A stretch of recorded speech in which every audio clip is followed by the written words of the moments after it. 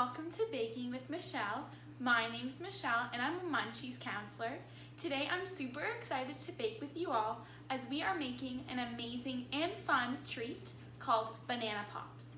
Put on an apron, wash your hands, and come join me. Our first step is we need to get out our ingredients. The main ingredient for this recipe is bananas, but the rest of the ingredients is totally up to you.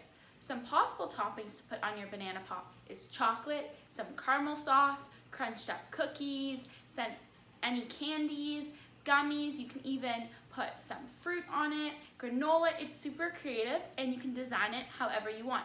So however you want to make your banana pops, get out those ingredients. On the side here is a list of possible toppings you can also put on your banana pop. Our second step after we have gotten out our ingredients is getting a pan and lining that with parchment paper. This is where our banana pops will be placed after we have added our toppings. The third step is we are going to get out a cutting board and a knife. Make sure to use a parent to help you with this, as sometimes it can get a little bit tricky. And then once you have gotten out your knife and cutting board, you are going to peel and cut your bananas in half.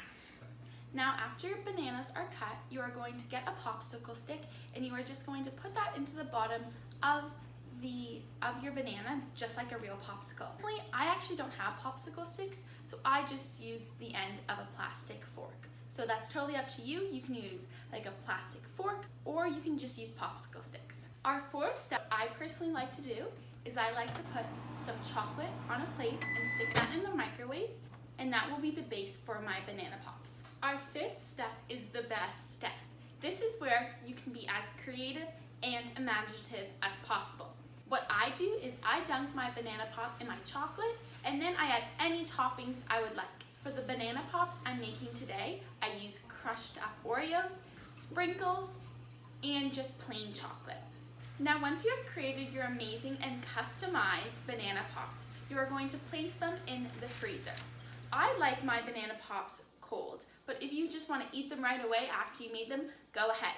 If you're going to freeze them up to 2 hours and then enjoy. Congrats! Thank you so much for baking with me today.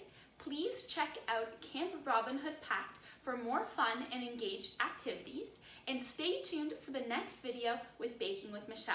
Bye guys!